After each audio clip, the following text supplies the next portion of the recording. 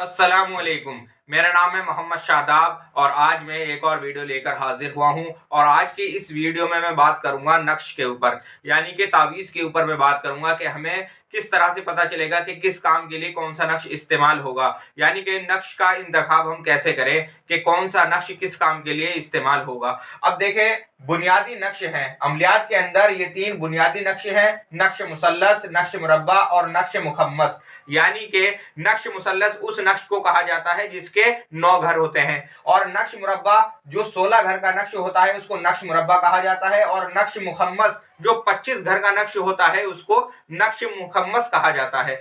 अब हम किस तरह से इनका इस्तेमाल करते हैं, किन काम के लिए नक्श मुसल्लस का इस्तेमाल होगा, किस काम के लिए नक्श मुरब्बा का इस्तेमाल होगा, इंशाअल्लाह इस तरीके पर हम बात करेंगे। अब पहली चीज मैं आपको बता दूं कि जो शख्स किसी भी नक्श की ज़कात कबीरा अदा कर देता है तो उसके लिए वो नक्श हर काम के लिए हो जाता है, यानी कि उस नक्श से वो कोई भी काम ले सकता है। किसी भी काम के ताल्लुक से उस नक्श को तैयार करेगा तो इंशाअल्लाह वो काम करेगा। अब जो शख्स किसी नक्श की ज़कात अदा नहीं करता और वो नक्श से काम लेना चाहता है तो उसको ये इल्म होना चाहिए कि कौन सा नक्श किस काम के लिए इस्तेमाल होगा। अब मैं बात करूं नक्श मुसल्लस की। नक्श मुसल्लस को अगर हमें इस्तेमाल करना है तो हम इसको नफरत पैदा करने में इस्तेमाल करेंगे, यानी कि दो शख्स में जुदाई डालना या जाती या माली नुकसान पहुंचाना। किसी शख्स को अगर कोई नुकसान पहुंचाना है तब हम नक्श मुसल्लस का इस्तेमाल करेंगे। एक चीज और जहन में रखने वाली है, नक्श मुसल्लस का इस्तेमाल अगर जुदाई डालने के लिए होगा तो वो खाकी चाल से लिखा जाएगा, और जब खाकी चाल से लिखा जाएगा तो उसको जमीन में दफन करेंगे।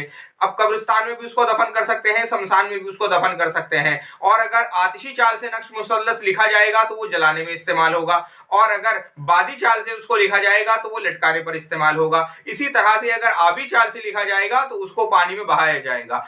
अब जो शख्स नक्श तैयार करता है उसको ये इल्म होना चाहिए कि मैं कौन सा नक्श तैयार कर रहा हूं, और नक्श तैयार करने के बाद इसको बहाया जाएगा या लटकाया जाएगा या दफन किया जाएगा या जलाया जाएगा, ये बात भी उसको मालूम होनी चाहिए। अब बात करते हैं नक्श मुरब्बा। नक्श मुरब्बा हम कहाँ इस्तेमाल करेंगे? दो शख्स में मोहब्बत पैदा करने के लिए या रोजगार के काम में या फिर काम की तरक्की के लिए जो नक्श बनाए जाएंगे वो नक्श मुरब्बा बनाए जाएंगे। अब कोई शख्स अगर काम की तरक्की के लिए कोई नक्श बनाना चाहता है तो वो नक्श मुरब्बा बनाए, और तरक्की रोजगार यानी कि काम से ताल्लुक जो भी नक्श बनाए तो वो नक्श मुरब्बा में बनाए, यानी कि 16 खानों का नक्श बनाए। दो लोगों में मोहब्बत पैदा करनी है तो भी नक्श मुरब्बा का इस्तेमाल करें। अब नक्श मुखम्मस का इस्तेमाल कहाँ होगा?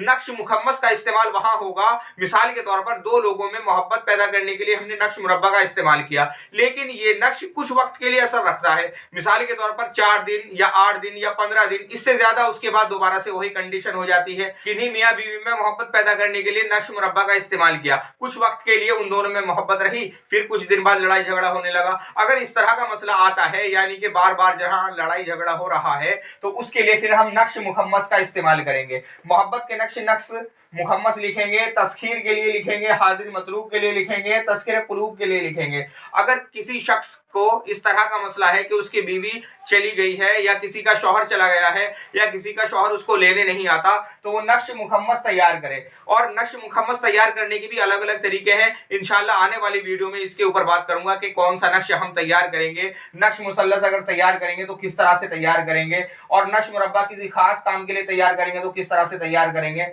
नक्श मुखम्मस जब हम तैयार करेंगे तो किस तरह से इसको तैयार करना है।